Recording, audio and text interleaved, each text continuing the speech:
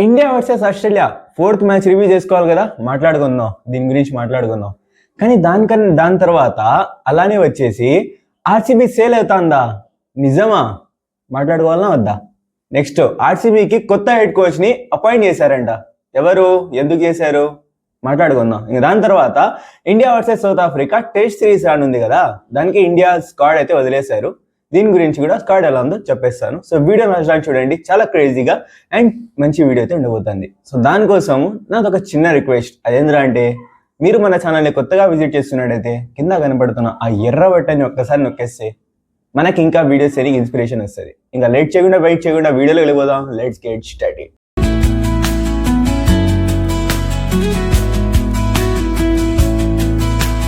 Hey guys, what's up? Welcome back to the channel VIPs officials. So guys, ఇవాళ వీడియోలో first వచ్చేసి India versus Australia test 4th T20 match review చేసుకుందాం.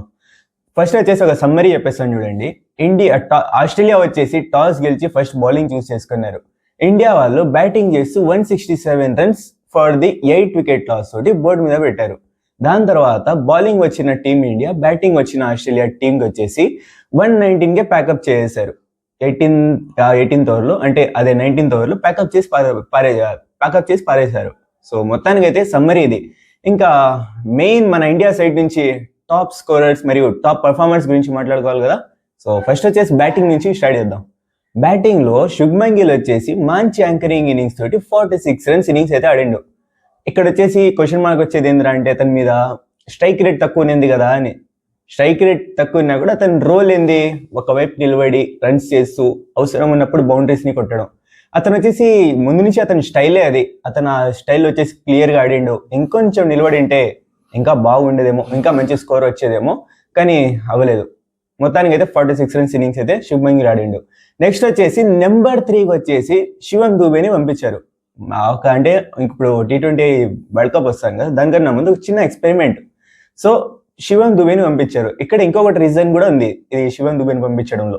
అది వచ్చేసి spin ని మంచిగా ఆడతారని చెప్పేసి అతను వచ్చేసి పంపించినారు. అతను వచ్చిన తర్వాత 22 రన్స్ స్మాల్ క్యామియోని ఆడి అక్కడ మంచిగా టీమ్ ని హెల్ప్ అయ్యే రకంలో ఆడి అవుట్ అయిపోయిండు. మంచి ఇన్నింగ్స్ ఉండింది మన శివం దుబే సైడ్ నుంచి కూడా.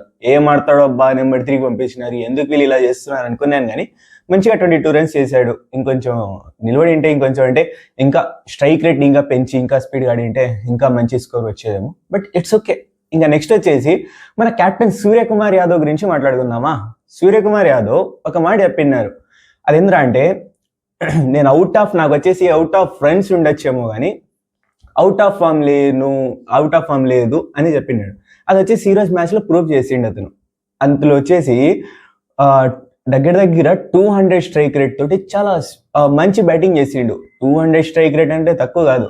సో అక్కడ వచ్చేసి తక్కువ రన్సే వచ్చినాయి, బట్ మంచి స్ట్రైక్ రేట్ తోటి స్పీడ్ ఇన్నింగ్స్ ఆడిండు. అక్కడ స్పెషల్లీ 2 సిక్స్లు బ్యాక్ టు బ్యాక్ కొట్టిన తర్వాత ఇంకా ఆడతాడు రబ్బా, పెద్ద ఇన్నింగ్సే వస్తుంది అని నేను అనుకున్నాను, కానీ అవ్వలేదు, అవుట్ అయిపోయిండు. సో మొత్తానికి అయితే కెప్టెన్ సైడ్ నుంచి వచ్చిన క్యామియో అయితే వచ్చింది. సో చూద్దాం మరి నెక్స్ట్ మ్యాచ్ లో ఏమైనా మంచి ఇన్నింగ్స్ ఆడితే ఇంకా మంచిగా ఉంటుంది అనేసి అయితే అనుకున్నా. నెక్స్ట్ వచ్చేసి అక్షర్ పటేల్ ని నెంబర్ 8కి పంపించారు.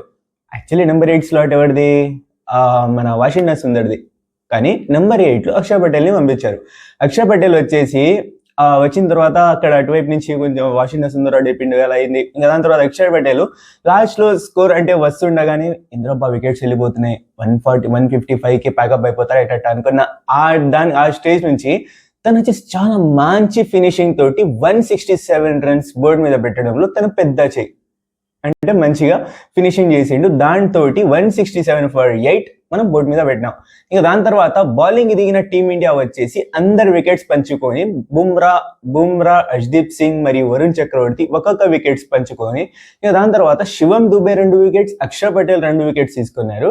ఇంకా next Washington Sundar crazy bowling తోటి 3 వికెట్స్ అయితే తీసుకున్నాడు.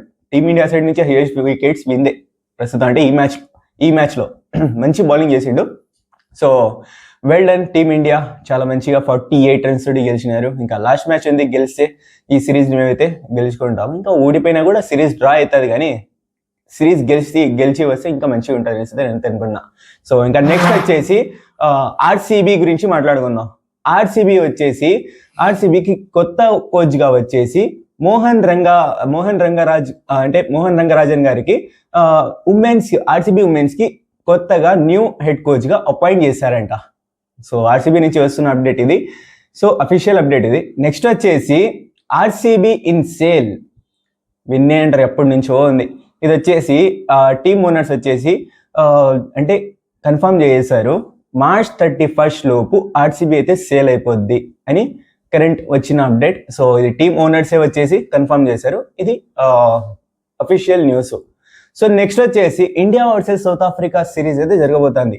టెస్ట్ సిరీస్ 2 మ్యాచెస్ సిరీస్ అయితే ఉంటుంది. దీనికి స్క్వాడ్ అయితే ఫైనల్లీ రిలీజ్ చేశారు.